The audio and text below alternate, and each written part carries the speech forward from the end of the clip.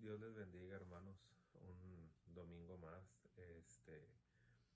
Ya estamos muy contentos porque ya Dios mediante de esta semana que entra a la próxima, el día 6 de septiembre, ya podremos reunirnos de nuevo en la congregación.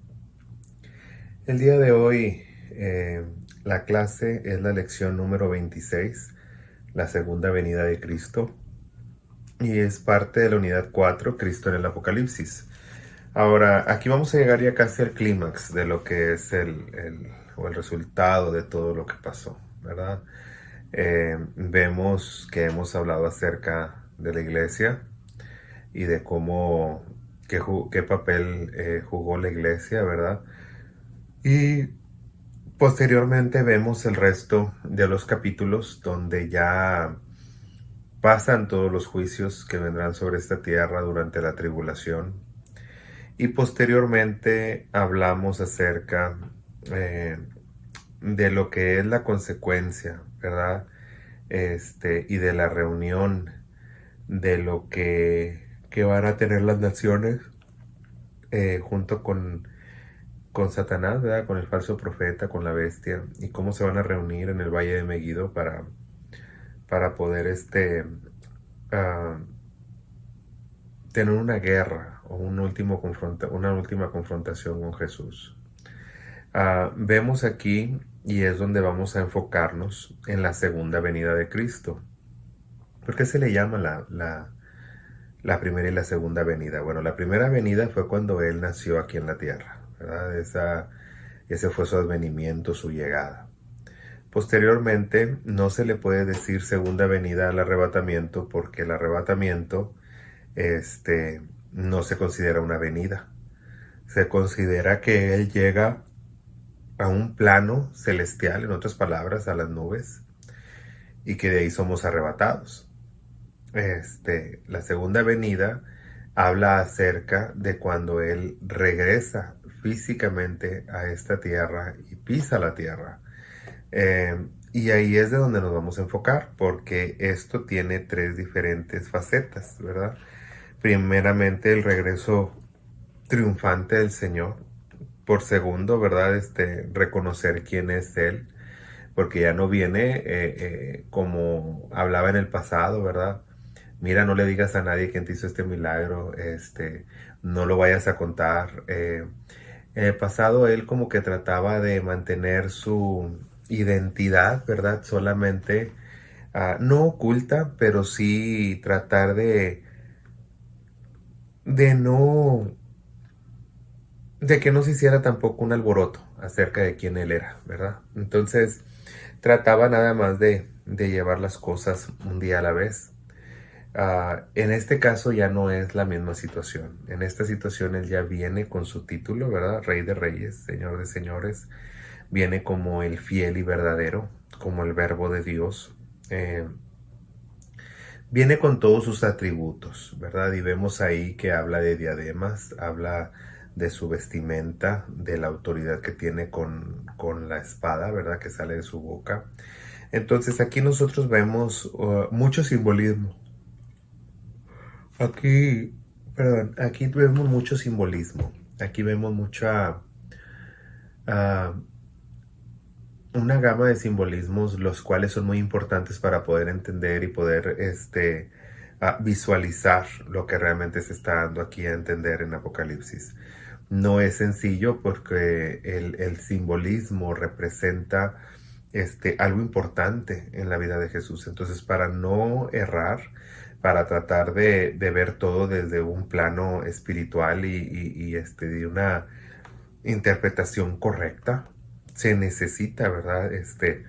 Hacer un exégesis y unas connotaciones correctas para poder entender el significado, ¿verdad? Aquí la hermenéutica juega un papel muy importante y las reglas de hermenéutica juegan un papel aún más importante para no uh, pisar fuera del margen, ¿verdad? Que deja la Biblia en cuanto a revelación e interpretación. Bien, entonces nosotros vemos que esto se lleva en el capítulo 19 de Apocalipsis. Y aquí vemos, como les digo, ah, vamos a ver a Jesús, ¿verdad? Regresando victoriosamente. Posteriormente vamos a ver en el capítulo 20 a, a Satanás siendo apresado y finalmente siendo ya completamente terminado su ministerio, porque debe saber que usted también, que Satanás tiene su ministerio, tiene su trabajo. Entonces, todo eso se va a ver culminado. Ya después viene la Nueva Jerusalén y finalmente la eternidad, ¿verdad? Y junto con ello las últimas salutaciones. Entonces, estamos viviendo en el clímax, en el Apocalipsis en este momento, ¿verdad? Nosotros estamos viviendo el capítulo 19, en esta historia y en esta clase. Claro está, ¿verdad?, que estos eventos aún serían futurísticos para nosotros. Pero por ahora, de acuerdo a la ubicación, ¿verdad? Ah, de, de la historia que hemos ido abarcando, pues hemos llegado al clímax de ella. ¿Qué es la segunda venida de Jesús? ¿Qué nos enseña la segunda venida de Jesús? Bien, la segunda venida de Jesús es un cumplimiento, ¿verdad? Es, es el cierre de un ciclo. Si ustedes recuerdan cuando Jesucristo entró a la sinagoga, dijo: el Espíritu del Señor está sobre mí y me ha ungido Jehová. Y él menciona 7 cosas. Pero cuando él está leyendo, ¿verdad?, en la sinagoga, perdón, Isaías menciona 7 cosas. Pero cuando Jesús está leyéndola en la sinagoga, menciona 6 de ellas nada más. Hay una que Jesucristo dejó pendiente para este capítulo 19 de Apocalipsis, para este entonces, eh, para traer el día de la ira de Jehová, ¿verdad? Entonces, ahí es donde esa no la mencionó, porque en realidad en su primer advenimiento, él no vino a traer ira, vino a traer reconciliación, vino a traer misericordia, perdón, restauración, salvación. Entonces, pero ahora en este momento los tiempos han cambiado, ¿verdad?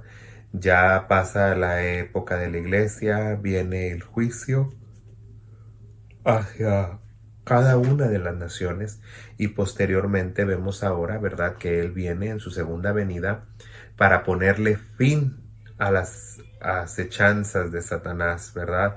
Claro que desde el capítulo 19 al capítulo 20 va a haber un periodo como de 1000 años, ¿verdad? Un milenio en el cual Jesús reinará. Y posteriormente, ¿verdad?, Satanás será apresado y finalmente liberado de nuevo, y ya es cuando todo llega a la culminación y empezamos en un proceso de vida eterna. Entonces aquí nosotros estamos viendo, ¿verdad?, el cumplimiento de lo que es la última parte de la visión que tuvo Isaías, cuando dice: el Espíritu del Señor está sobre mí, me ha ungido Jehová para hablar a los quebrantados del corazón, para hablar, ¿verdad? Y ahí empieza a dar su lista, eh, para predicar el año agradable del Señor, pero también para predicar la ira del Señor, ¿verdad? O para ejecutar la ira del Señor.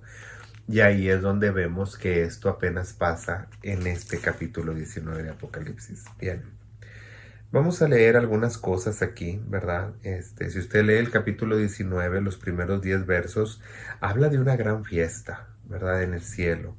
Habla acerca de cómo decían incansablemente: aleluya, aleluya, aleluya.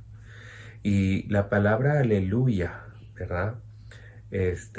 Yah o YH, ¿verdad?, es el nombre de Dios. Y cuando hablamos aleluya, estamos hablando de gloria a Dios en las alturas. Eso es lo que representa, ¿verdad?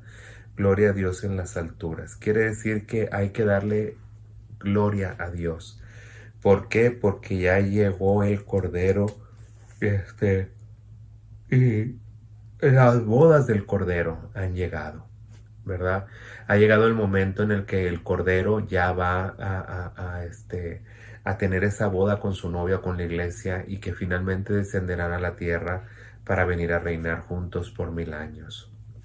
Entonces, Aquí vemos nosotros que la visión de Juan en cuanto a lo que estaba pasando en la tierra empieza en el verso 11 y empieza a hablar acerca de un hombre que montaba un caballo blanco. Bien, ha habido mucha confusión en la Biblia desde tiempos remotos en cuanto al capítulo, ¿verdad? 5 de Apocalipsis y el capítulo 19. En cuanto a uno se menciona, ¿verdad? Se lo voy a leer. Fíjese lo que dice aquí. Capítulo 5 nos dice lo siguiente. Dice más adelante, ¿verdad? Acerca del libro del Cordero, ¿verdad? Y cómo todas estas cosas empiezan a suceder. Entonces, perdón, capítulo 6. Y dice el capítulo 6, verso 2. Y miré aquí un caballo blanco y el que lo montaba tenía un arco y le fue dada una sola corona y salió venciendo y para vencer. Aquí está hablando de la bestia o de lo que nosotros conocemos como el anticristo o el antimesías, ¿verdad? Nosotros lo podemos ver porque esta revelación parte de la apertura de los sellos. Recordemos que es Jesucristo el único que está abriendo los sellos. Es por eso que aquí hace en el verso 1 del capítulo 6, hace una alusión cuando dice: vi al Cordero que abrió el primer sello. Entonces el Cordero está abriendo los sellos, no es parte de esos sellos, está abriendo los sellos. Entonces cuando nos dice que vio que venía uno montado, ¿verdad? Y dice que se le dio una corona, no se le dieron múltiples coronas, se le dio una corona. Quiere decir que se le dio una autoridad para hacer algo específico. Y finalmente dice que salió venciendo y para vencer. ¿Por qué? Porque se le dio un tiempo para que él pudiera conquistar, ¿verdad? Un tiempo en el cual él va a poder poner su orden. Y digo su orden porque no es en realidad un orden, como diciendo un orden universal, no. Es el orden o el nuevo orden que él trae, ¿verdad? O lo que muchos hemos oído como un nuevo orden mundial. Eso es lo que él trae. Ese es el orden y se le ha dado poder para poder llevar a cabo esta situación. Y esa es la corona que se le da. Bien, si nosotros lo comparamos con el capítulo 19, es un personaje completamente distinto. Dice aquí en el verso 11, vi el cielo abierto y he aquí un caballo blanco y el que lo montaba se llamaba Fiel y Verdadero. Estas palabras las menciona Juan en el capítulo 1 de Apocalipsis. Y con justicia juzga y pelea. Sus ojos eran como llama de fuego, otra vez las descripciones de Juan en el Apocalipsis, capítulo 1, y había en su cabeza muchas diademas, ¿verdad? O tiaras o coronas, ¿verdad? Y tenía un nombre escrito que ninguno conocía sino él mismo. Estaba vestido de ropa teñida en sangre. Si nosotros vamos al capítulo 7, ¿verdad? Verso 14, si no me equivoco, habla de los que vencieron por la sangre del Cordero. Quiere decir que él tenía ese emblema, ¿verdad? De su victoria, que es su sangre o su sacrificio. Dice también,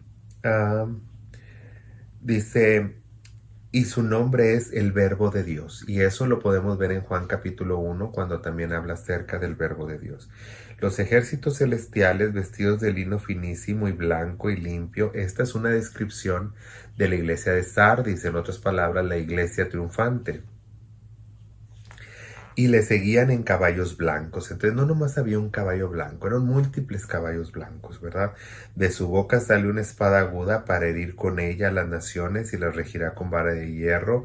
Y él pisa el lugar del vino del furor y de la ira del Dios Todopoderoso. Bien, ¿cómo se hace el vino? Esa es una de las preguntas que nos vamos a hacer ahorita. También vamos a hablar, ¿verdad? O cómo se hacía en aquel entonces. Y también vamos a hablar acerca de esta espada aguda que sale de su boca y con ella puede herir. Hay que recordar que Pablo nos hace alusión acerca de la espada, ¿verdad? En dos referencias. La primera, cuando nos habla de la armadura de Dios, nos habla de la espada, ¿verdad? La cual nos ayuda a defendernos y es la palabra de Dios. Y ahí lo dice, la espada, la cual es la palabra de Dios. Más adelante también nos habla, ¿verdad? Pablo, cuando dice que la espada, la palabra de Dios es como una espada de dos filos, ¿verdad? Que penetra hasta lo más profundo. Entonces, vemos que la espada, ¿verdad? De que sale de la boca de Dios, o la espada que representa la palabra de Dios, es su palabra. Entonces, si aquí sale esa espada aguda para poder herir a las naciones, está hablando que con su palabra Él va a juzgar. Quiere decir que con esta palabra que nosotros tenemos, estos libros, Él va a juzgar, ¿verdad? Más adelante, nos habla también acerca, ¿verdad? Del vino del furor, ¿verdad? Y de la ira del Dios Todopoderoso. Aquí se cumple Isaías, y vamos a ir donde dice eso en Isaías, porque a mí no me gusta, ¿verdad? Nada más hablar y hablar y que no tengan ustedes un fundamento bíblico. Vamos a ir a Isaías, si no estoy errando, tiene que ser más o menos por el capítulo 60. Y fíjese lo que dice Isaías en este pasaje. Va a ser en el 61, si estaba errando. Isaías 61. El Espíritu de Jehová está sobre mí. Esto lo leyó Jesucristo en Lucas capítulo 4. Y usted se va a dar cuenta que lo leyó cuando entró a la sinagoga. Y él dijo, hoy se cumple esta palabra delante de vuestros ojos. Hablando de la era mesiánica, ¿verdad? Como él como Mesías había llegado. Pero fíjese lo que dice aquí. El Espíritu de Jehová el Señor está sobre mí, porque me ungió Jehová y me ha enviado a predicar las buenas nuevas a los abatidos, a vendar a los quebrantados de corazón, publicar libertad a los cautivos y a los presos, apertura de la cárcel, a proclamar el año de la buena voluntad de Jehová y a consolar a todos los enlutados. Todo eso estaba bien. A ordenar que los afligidos de Sión, ¿verdad? Pero aquí hay algo que nos brincamos, y el día de venganza del Dios nuestro, ¿verdad? Entonces ahí vemos nosotros que eso no sucede hasta que venimos de regreso al capítulo 19, el cual nos dice, y el furor y la ira del Dios Todopoderoso, ¿verdad? Aquí viene en ese momento. ¿Qué es el vino? ¿Cómo se hacían en aquellos lugares, en los lagares? Ha de saber usted que las uvas se ponían, ¿verdad? Y que con los pies se trituraban para que saliera el vino, ¿verdad? Entonces por eso aquí dice, ¿verdad? Dice, y pisa el lagar del vino del furor. Quiere decir que la uva siempre ha representado la sangre, ¿verdad? La uva representa también la sangre de Cristo. Bueno, el jugo de uva, ¿verdad? Representa la sangre de Cristo. Por eso tenemos comunión con el jugo de uva, porque representa la sangre de Cristo. Entonces cuando dice viene y pisa el lagar del vino del furor, está hablando de que viene a pisar, ¿verdad? Esas uvas, y que esa sangre, ¿verdad? Que ha sido derramada, viene ahora a ser el furor de la ira de Dios. Hablando, ¿verdad? De que ese sacrificio que Jesucristo hizo, el cual se le dio la oportunidad al mundo entero para una salvación, todos aquellos que rechazaron esa sangre preciosa, entonces ahora eso es lo que provoca la ira de Dios. La ira de Dios no viene tanto por alguna situación en específico, un pecado en específico. La ira de Dios viene sobre nosotros porque nosotros, teniendo a Dios, ¿verdad? No lo tomamos en cuenta. Teniendo a Jesucristo y su salvación, no la rechazamos en lugar de aceptarla, ¿verdad? Entonces ahora viene la ira de Dios, porque su Hijo hizo un sacrificio perfecto para nuestra salvación y lo hemos rechazado. Entonces al rechazarlo, pues viene la ira de Dios, ¿verdad? Y nos habla también de su vestidura. Nos habla de una vestidura en el cual lleva sobre su muslo y está escrito Rey de Reyes y Señor de Señores, hablando que Él es Rey sobre todos los reyes y es Señor sobre todos los señores, hablando, puede haber muchos reyes, puede haber muchos señores, puede haber muchos dioses, pero yo soy el original. Eso es lo que Él está tratando de decir. Más adelante habla, ¿verdad? Acerca de una cena especial del Señor. Y eso lo habla el punto ya, número 2, acerca de una cena. ¿Qué es la cena? Nosotros hemos visto, ¿verdad? 2 cenas que aparecen en el Apocalipsis.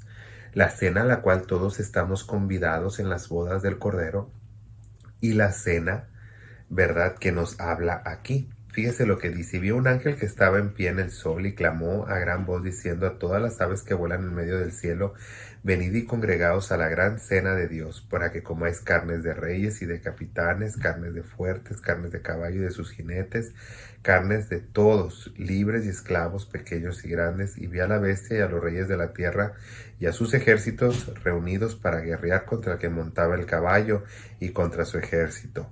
Entonces nosotros vemos ahí que va a haber un momento en que Satanás, o la bestia, ¿verdad?, personificada en Satanás, va a levantarse contra Dios, a hacer una guerra fuerte. Pero Jesucristo viene con todo el poder del cielo, ¿verdad?, de Dios, para poner y traer justicia, ¿verdad?, y para poner un orden en esta tierra. Ahí vemos nosotros cómo todas estas cosas empiezan a suceder y cómo finalmente la bestia, ¿verdad?, y el falso profeta, el cual engañó a la gente con las señales que hacía, fueron lanzados vivos al lago de fuego. Entonces, aquí vemos nosotros cómo todas estas cosas se van cumpliendo, cómo paso a paso este clímax llega, ¿verdad? Y finalmente el Señor es el que viene a poner orden a la tierra. Por último, el último punto nos habla acerca, ¿verdad? Dice: